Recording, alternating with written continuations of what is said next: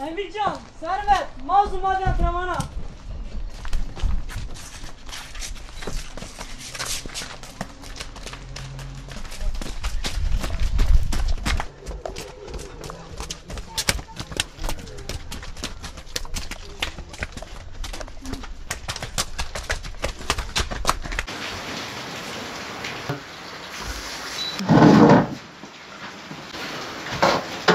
Güreşçiyim. 10. sınıfa gidiyorum. Derecelerim var. Grup 3.'sü, Türkiye 5.'si. Bu tür dereceler yaptım. Ve Urfa'da iş kalmadı. Babam yaşlanıyor. Mecbur biz de tarım işçiliğine gelmeye kaldık. Geldik Bolu Mudurnu ilçesine marul ekmeye, çapalamaya, toplamaya geldik. Sporcu olmak istiyorum ve güreşe devam etmek istiyorum.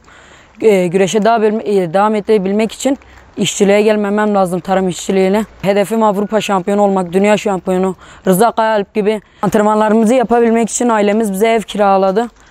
Orada tabure, koltuk gibi kendi arkadaşlarımızla yapıyoruz, antrenman yapıyoruz bazen. Bazen de yapamıyoruz, ses çıkıyor, millet rahatsız oluyor.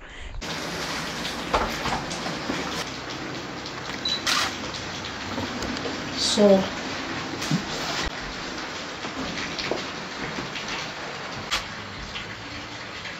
Dokuzuncu sınıfa gidiyorum. Aynı zamanda güreşle uğraşıyorum. 4 yıldır güreş yaptım. Pandemiden dolayı güreş yapamadık geçen sene. Bu sene de Türkiye Şampiyonası'na gittik.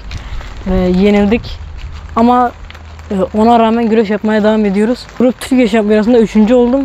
Bölge Şampiyonası'nda 2. Biz 1,5 ay önce geldik. Maddi durumumuz kötü olduğu için gelmek zorunda kaldık. Babam da artık biraz çalışamadığı için gelmek zorunda kaldık. O yüzden güreşten de geri kaldık. Güreşteyken bile doğru dürüst ağırlık eşyalarımız yok. Minderlerimiz yarı yamalık. Birisi sert, bir tarafı yumuşak. O yüzden orada da doğru antrenman yapamıyoruz. Ben sayıyorum. 1 2 2 3 4. Güreşle uğraşıyorum. Derecelerim var. Türkiye üçüncülüğü, bölge şampiyonluğu, bölge üçüncülüğü. 1,5 aydır geldik. Maddi durumumuz kötü olduğu için çalışmaya geldik tarım işçiliğine.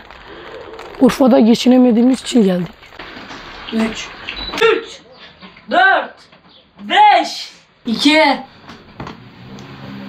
3.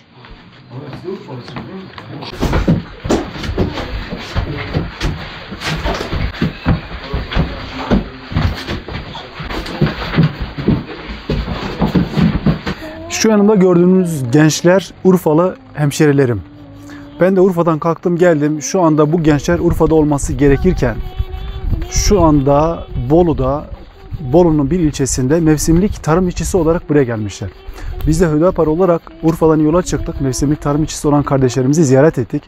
Fakat burada çok ciddi bir dramla karşılaştık. Bu kardeşlerim Türkiye şampiyonası olan hemşerilerimdir. Türkiye üçüncüsü ve Türkiye 5.'si olan Mazlum, Rıdvan, Emircan ve Servet. Bakın bunlar Türkiye şampiyonası olmuşlar. Bu gençler şu an Urfa'da olması gerekirken onlar Urfa'ya madalya getirdiler. Onlar Urfa'nın adını yücelttiler. Ama ne yazık ki Urfa'nın yerel idarecileri, Urfa'nın milletvekilleri, Urfa'nın belediye başkanları maalesef bu gençleri Urfa'da tutamadılar. Bu gençler şu an Urfa'da olması gerekiyordu. Onlar madalyalarını Urfa'da bıraktılar. Kendileri ise şu anda Bolu'da mevsimlik işçi olarak burada çalışıyorlar. Evet. Şimdi şunu da sorgulamak lazım. Urfa'da şu anda, evet şu an aramızda değil ama İslam Turan vardı. Biliyorsunuz ki o da Türkiye şampiyonu olmuştu. Şu anda Avrupa şampiyonası için yurt dışına çıktı. Orada güreşiyor.